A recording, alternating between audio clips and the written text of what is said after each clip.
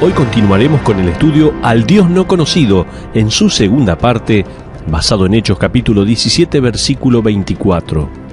En 1798, Napoleón trajo su ejército a Egipto buscando la sabiduría del mundo antiguo, así como la expansión de su propio reinado. Un año después que sus tropas arribaron, junto con científicos y con arqueólogos, algunos de sus soldados estaban demoliendo una pared baja e hicieron un asombroso descubrimiento. Tropezaron accidentalmente con uno de los descubrimientos arqueológicos más significativos de todos los tiempos, la piedra Rosetta. Por siglos, la cultura, el lenguaje y la vida de este vasto imperio había permanecido como un misterio porque había sido escrita en lo que era para el hombre moderno un lenguaje desconocido, la escritura jeroglífica egipcia. Sin embargo, la piedra Rosetta abrió el misterio, porque tallada sobre esa barra de piedra estaba el mismo mensaje en 3 escrituras diferentes. El mensaje estaba tallado en la parte superior de los pintorescos jeroglíficos, luego en el medio en una forma cursiva de los jeroglíficos y, más importante, en la base de la piedra, el mismo mensaje estaba escrito en el idioma griego. Solo puedes imaginar la emoción producida por la piedra Rosetta. Luego de siglos de silencio, los antiguos escritos egipcios podían ahora ser comprendidos. Estas escrituras egipcias revelaban desde preparar una momia para la eternidad, la tecnología detrás de los más grandes monumentos de piedra del mundo, las prácticas médicas y técnicas agriculturas y hasta la traducción de antiguos poemas de amor. La piedra Rosetta fue la clave que abrió el misterio de una civilización antigua, el reino de Egipto. En Hechos capítulo 17, mientras Pablo se paraba ante los atenienses, se encontraba rodeado por siglos de idolatría. Los griegos habían diseñado a más de 30.000 estatuas de sus propios dioses y de sus diosas. Alrededor del apóstol se asomaban esas estatuas de oro, plata, bronce y piedra. Los griegos, como miembros de una civilización que siempre ha vivido y vivirá, estaban tratando desesperadamente de abrir los misterios del universo. Es por eso que ellos adoraban a Apolo, del cual creían que manejaba su impetuosa carroza, el sol, a través del cielo todos los días. Ellos adoraban a la diosa virgen Atenas, de la cual recibe el nombre la orgullosa ciudad de Atenas. Y ellos adoraban a 1000 dioses, más de los que creían que se habían procreado de la unión del Padre Cielo y de la Madre Tierra. Aún así, Atenas y el mundo de Grecia se encontraban sin respuestas. En nuestra última charla regresamos en la historia a una era 600 años antes que Pablo viniese a Atenas, cuando Epiménides había soltado un rebaño de ovejas del mismo lugar en el que Pablo estaba ahora parado. La ciudad de Atenas había sufrido una terrible plaga y Epiménides creía que la oveja debía ser sacrificada por la ira de los dioses de manera que cesara la plaga. Cualquier oveja que yacía, los atenienses la sacrificarían en la estatua o templo más cercano. Pero muchas ovejas se acostaban en lugares en donde no había ninguna estatua o ningún templo cercano. Por lo tanto, el pueblo de Atenas levantó un altar creyendo que ellos habían pasado por alto algún dios, un dios del cual no conocían. Sobre ese altar escribieron las palabras al Dios no conocido. Vamos a ver la valiente declaración de Pablo. Ahora Pablo, luego de siglos de silencio, anuncia que él realmente sabía el nombre de ese Dios desconocido. Observa los versículos 22 y 23 del capítulo 17 de Hechos. Hechos 17, versículos 22 y 23, donde dice la palabra de Dios: Entonces Pablo, puesto en pie en medio del Areópago, dijo: Varones atenienses, en todo observo que sois muy religiosos, porque pasando y mirando vuestros santuarios, hallé también un altar en el cual estaba esta inscripción: al Dios no conocido. Al que vosotros adoráis, pues sin conocerle, es a quien yo os anuncio. Hasta ahí la porción de la palabra de Dios. En realidad, Pablo está diciendo: permítanme contestar el misterio de los cielos para ustedes. Déjenme abrir la vieja pregunta de su Partenón.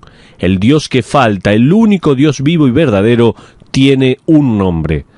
En el versículo 18, Pablo revela el nombre Jesús. La piedra roseta es Jesucristo, y Él, como lo declara Pablo a este mundo proselitista, traducirá las preguntas que hay en los corazones de cada ser humano. Jesús puede responder preguntas tales como ¿quién me creó? ¿Fue el universo un resultado del azar o fue una creación? Si fue creado, ¿por qué poder creativo fue que se unió? Si hay un creador que me hizo a mí y a todo lo que existe, entonces, ¿valgo para él? Todas estas preguntas son contestadas y más, mientras Pablo entrega esta dinámica introducción sobre el Señor del cielo y de la tierra. Pero veamos en esta valiente declaración 2 puntos en el sermón de Pablo. Hay 2 puntos en el sermón de Pablo sobre la colina de Marte que me gustaría compartirte. Miramos el primer punto en nuestra última charla. En el versículo 24, Pablo declaró: «El Dios que hizo el mundo y todas las cosas que en él hay, siendo Señor del cielo y de la tierra, no habita en templos hechos por manos humanas». Primer punto. El punto número 1 es: mi Dios, dijo Pablo, es más que un monumento. Él está vivo. De regreso en el versículo 18b descubrimos que el tema del mensaje de Pablo es el tema que separa al cristianismo de cualquier otra religión del mundo. Les predicaba el evangelio de Jesús y de su resurrección. 600 años antes, Epiménides había venido con la idea correcta, pero todo tenía los ingredientes incorrectos. Había una epidemia llamada pecado y una plaga llamada muerte. Había también un Dios enojado que demandaba la muerte de un cordero eterno para satisfacer su ira. Jesús era el cordero inmolado y sin pecado quien entregó su vida, quien cargó el peso de la ira de Dios y al hacer eso preparó el camino para todos aquellos que creerían en él, para evitar la muerte y la ira de un Dios santo. Sin embargo, ese no fue el final de la historia. Ese cordero regresó a la vida, resucitó de la tumba. Está vivo y pronto vendrá a gobernar y a reinar como el Señor de los cielos y el Señor de la tierra. El punto número 1 es: mi Dios es más que un monumento. El punto número 2 es: mi Dios lo hizo todo. A fin de comprender el contexto detrás de la mayor parte de la declaración de Pablo hacia los atenienses, ayudaría para entender el punto de vista del mundo popular sostenida por los atenienses. Hay algunos puntos de vista contemporáneos. El punto de vista del mundo sostenido por los atenienses aún es muy popular hoy en día. Permíteme explicarlo y además introducir brevemente algunos puntos de vista adicionales. Las palabras de Pablo en Atenas los confrontaron directamente. Había un punto de vista y era el politeísmo. El mundo tiene más de un Dios. Este era el mundo de Atenas y se ha convertido en el mundo de América. Como en la India, con sus millones de dioses, así América, mientras mantiene su creencia en un ser sobrenatural, ha perdido su monoteísmo hacia un politeísmo. Este era el punto de vista mundial de la antigua Atenas y es el punto de vista actual de los mormones de hoy en día. De hecho, la teología de los mormones cree que nuestro Padre Dios fue creado por un previo Padre Dios, quien fue creado por aún más antiguo Padre Dios, y que todos nosotros somos guiados a nuestro propio planeta personal, en donde también gobernaremos como Dios. En 1993, aproximadamente 7.000 representantes de más de 125 religiones del mundo asistieron al segundo Parlamento Mundial de las Religiones en Chicago. Hicieron esto un siglo después del primer Parlamento en 1893. Todos en la conmemoración acordaron en la sencilla adherencia a la regla de oro: debemos tratar a los otros así como nos gustaría que los otros nos traten a nosotros. Conferencias y talleres, sesiones de meditación y rituales de danzas se destacaron en el programa. 100 líderes prominentes de cerca de una docena de credos discutieron, crearon, firmaron y liberaron una declaración global de ética de 9 páginas. Era un esbozo en común entre la fe que censuraba la destrucción ambiental, el abuso sexual, la violencia religiosa, la explotación, el genocidio y todo lo que se parezca. Sus signatarios pronunciaron la declaración del documento histórico en conformidad con la Declaración Universal de los Derechos Humanos. Un artículo más interesante mostró una no tan sutil señal de problemas en el Parlamento. Increíblemente, la palabra Dios tuvo que ser dejada fuera de las 5.000 palabras de la declaración. ¿Por qué? Porque al incluir la palabra Dios se hubiesen excluido muchos grupos de fe con puntos de vista diferentes acerca de Dios y de lo divino. En consideración con otras religiones, quitaron la palabra Dios, aproximándose a una referencia a realidad extrema. En el Parlamento de las religiones mundiales, la palabra Dios era ofensiva. Realidad extrema era aceptable. Eso es como tener un Parlamento Mundial de Matemáticas y dejar afuera cualquier referencia a los números 0. Eso es como tener un Parlamento Mundial de Matemáticas y dejar afuera cualquier referencia a los números. O un Parlamento Mundial de Medicina y no darle permiso a los doctores para que asistan. El mundo investiga lo sobrenatural y aún así ignoran el claro llamado, la infinita invitación de Jesucristo, quien dijo, como se nos dice en Juan capítulo 4 versículo 14, «Mas el que bebiere del agua que yo le daré, no tendrá sed jamás». Puntos de vistas contemporáneos estamos viendo. Hay politeísmo, hay deísmo. Deísmo es un Dios hizo al mundo y luego lo dejó solo. Probablemente el deísta más famoso fue Thomas Jefferson, cuya incredulidad en lo milagroso lo llevó a componer su propia versión de los evangelios. Era una anulación de los milagros del Nuevo Testamento y de esa manera invalidaba el mayor de los milagros, la resurrección de Jesucristo. Su Nuevo Testamento termina con el versículo: «Allí dejaron a Jesús y pusieron una gran piedra en la puerta del sepulcro y se marcharon».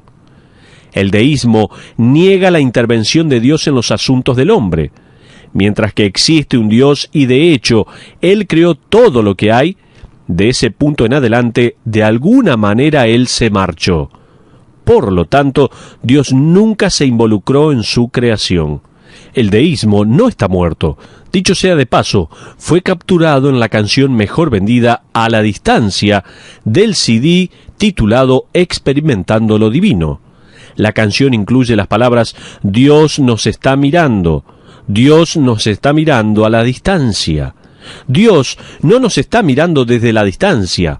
La Biblia enseña que Dios está íntimamente involucrado con su creación.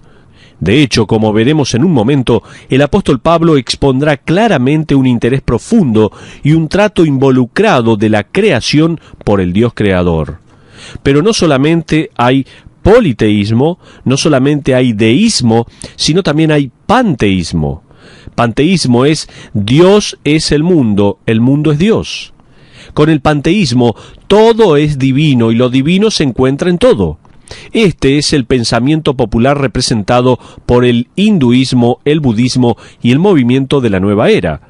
Seguramente puedes entender la popularidad de un movimiento que declara «tú eres Dios», en vez de decir «te pararás ante Dios». ¿No es cierto? Pero continuemos con otro punto, es el ateísmo. El ateísmo dice que el mundo no tiene Dios. ¿No connota mucha soledad la imagen de un mundo completamente solo? Pero otro punto de vista es un Dios finito. Un Dios finito.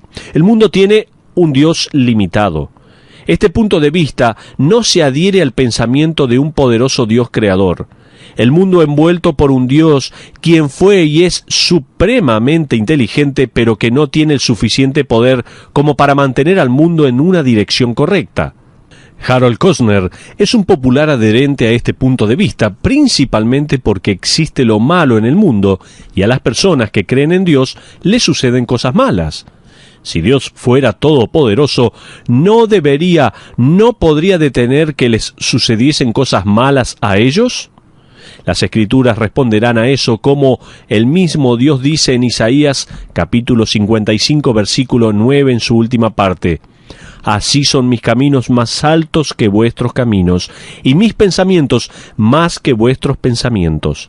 En otras palabras, porque yo soy un Dios infinito, siempre permanecerá el misterio sobre cómo se mueven mis manos. Pero para aquellos que me aman, he prometido, como se registra en Romanos capítulo 8, versículo 28, que todas las cosas les ayudan a bien.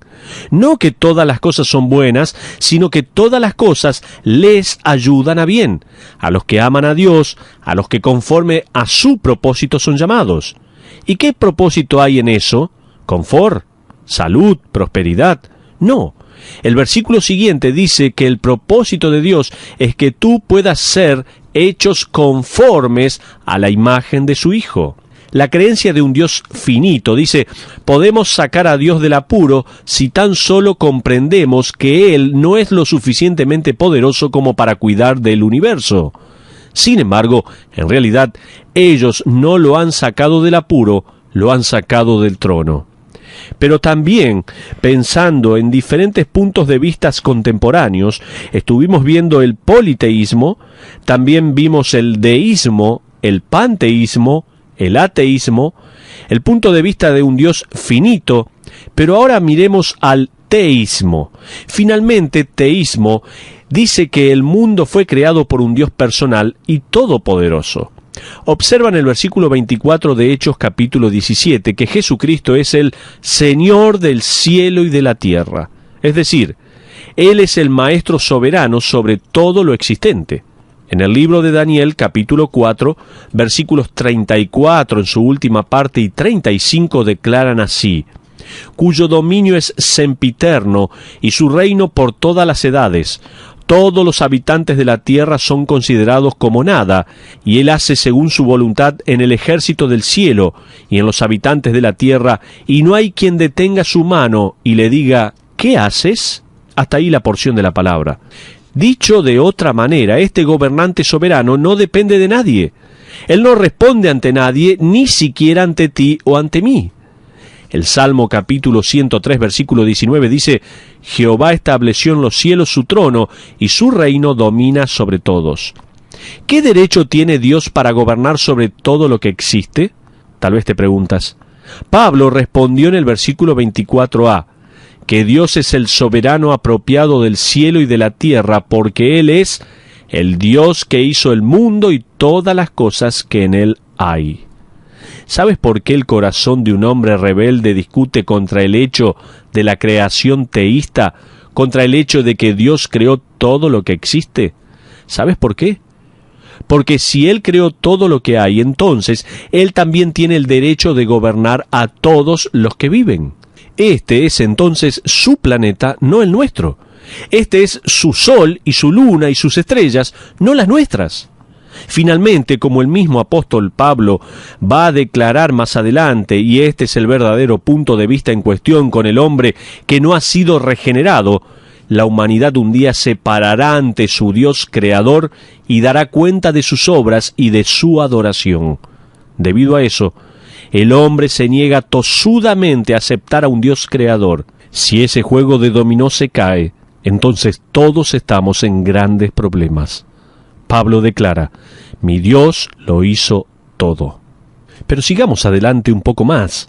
No solo vemos la valiente declaración de Pablo, sino también una declaración bíblica de la creación.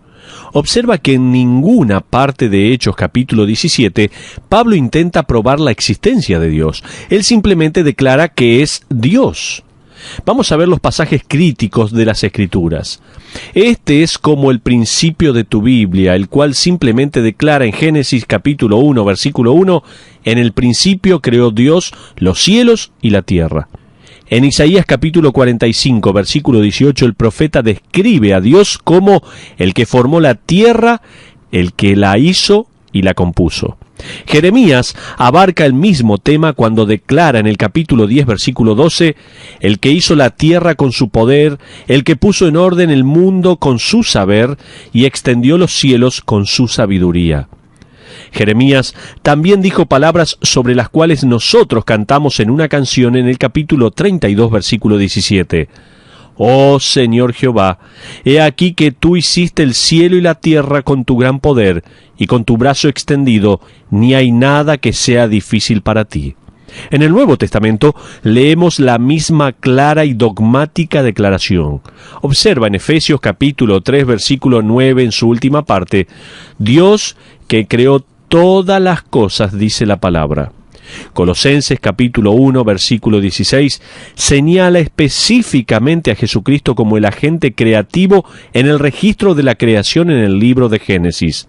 Él, la segunda persona de la deidad, fue particularmente responsable, ya que Pablo escribe bajo inspiración, porque en él fueron creadas todas las cosas, las que hay en los cielos y las que hay en la tierra, visibles e invisibles, sean tronos, sean dominios, sean principados, sean potestades, todo fue creado por medio de él y para él. Por lo tanto, es ahí en donde Pablo comienza cuando se dirige a la politeísta multitud ateniense.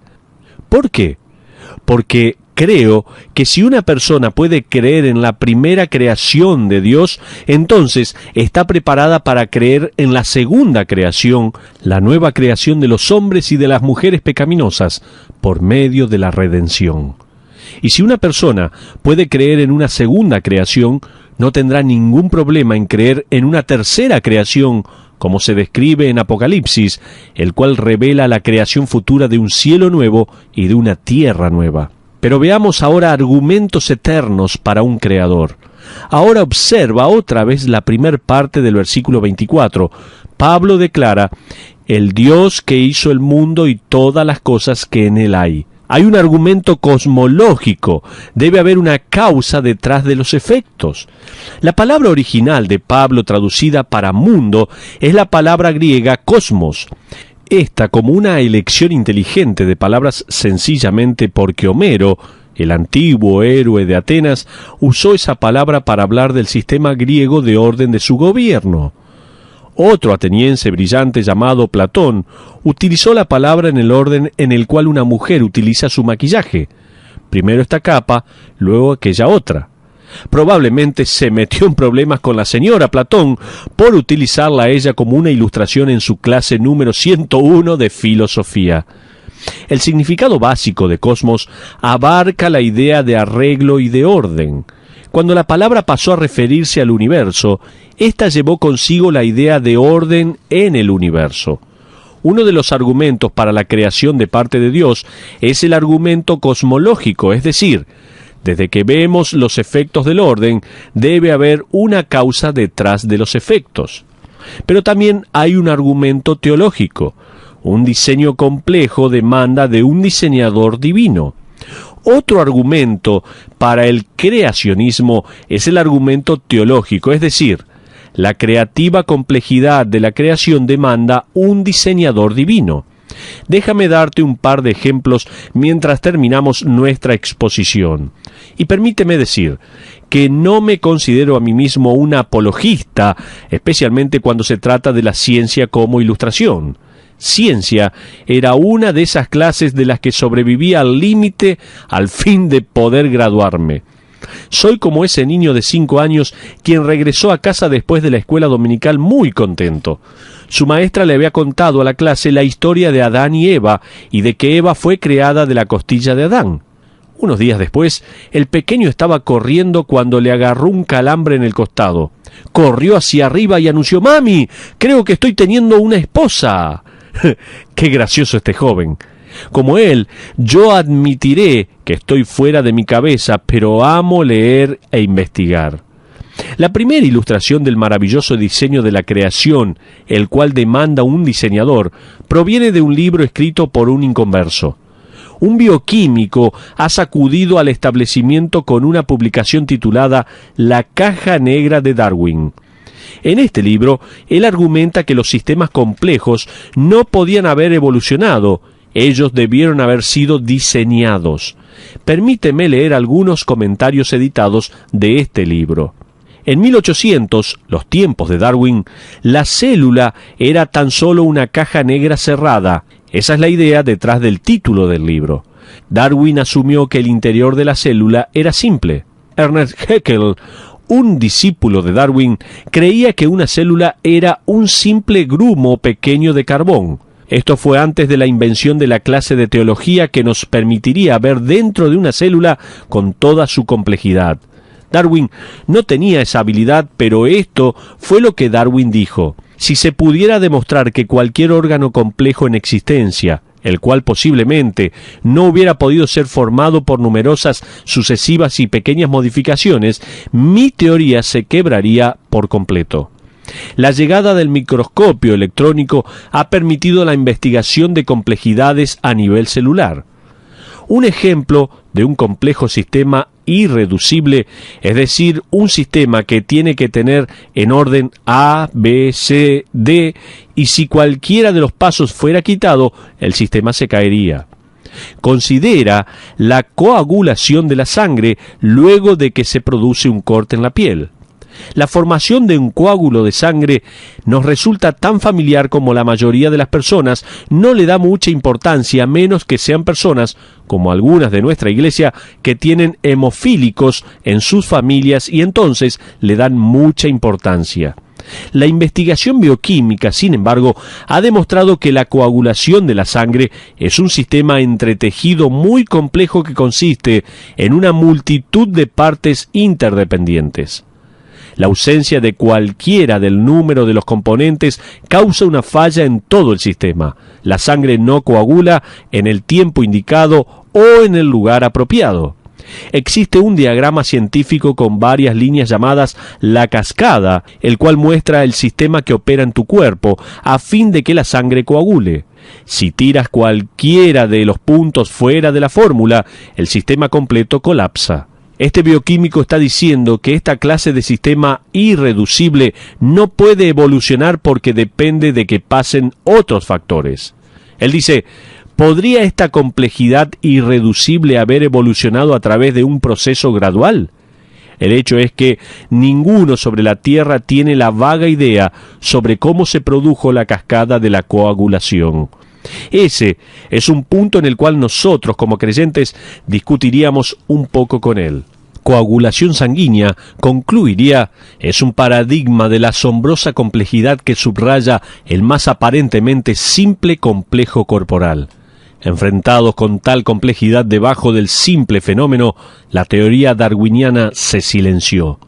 A la persona promedio que ha sido enseñada con la teoría darwiniana de la evolución desde la escuela primaria, nunca se le enseñará sobre la ansiedad personal de Darwin causada por su teoría.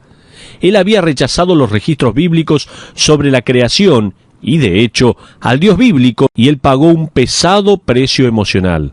Él escribió una carta a un amigo quien evidentemente creía en el Dios creador. Fue publicada en 1888 junto con varias de sus cartas y notas. Permíteme citar estas palabras. Darwin decía así: soy consciente de que estoy en una confusión completamente desesperanzada. No puedo pensar que el mundo, así como lo vemos, sea el resultado del azar, y aún así no puedo mirar cada cosa por separado como el resultado de un diseño. Otra vez digo que estoy y siempre permaneceré en una confusión desesperanzada. Hasta ahí lo que decía Darwin. El apóstol Pablo contestó a Darwin cuando él escribió en Hechos capítulo 17 versículo 24: el Dios que hizo el mundo y todas las cosas que en él hay. En otras palabras, cada cosa separada es creada por el diseñador divino. Una ilustración más, esta vez de un doctor llamado Paul Brand. Su libro titulado Temerosa y maravillosamente hecho incluye otra verdad del diseñador escondida dentro de la célula humana que Darwin nunca vio. Encerrada dentro de cada núcleo celular se encuentra un filamento espiralado químico de ADN. Una vez que el huevo y el esperma comparten su herencia, la escalera química del ADN se abre hacia el centro de cada gen, así como se separan los dientes de un cierre. El ADN se vuelve a formar cada vez que la célula se divide. 2, 4, 8, 16, 32 células, cada una con el ADN idéntico. A lo largo del camino, las células se especializan, pero cada una lleva el libro completo de instrucciones de 100.000 genes. Se estima que el ADN contiene instrucciones que, si fueran escritas, completarían 1000 libros de 600 hojas cada uno. una célula nerviosa puede operar de acuerdo con las instrucciones del cuarto volumen y una célula del riñón del volumen 25, pero ambas llevan todo el compendio. El ADN es tan estrecho y compacto que todos los genes en las células de mi cuerpo entrarían en un cubo de hielo. Aún, si el ADN estuviese ileso y unido de punta a punta, el filamento podría estirarse desde la Tierra hacia el Sol ida y vuelta más de 400 veces. El apóstol Pablo declaró a la multitud congregada en la colina de Marte: «Han buscado por la verdad de lo sobrenatural. Yo estoy aquí para darles la piedra roseta para este misterio». Traducir a Cristo es comprender el misterio del universo. Con coraje y autoridad, este gran embajador de Cristo declaró: «Mi Dios es más que un monumento, y mi Dios es el creador de todas las cosas». Pero vamos a detenernos aquí en el estudio por el día de hoy. Les espero en nuestro próximo estudio para seguir adelante en este tema que hemos denominado al Dios no conocido, en el libro de Hechos capítulo 17, donde seguiremos estudiando la maravillosa palabra de Dios.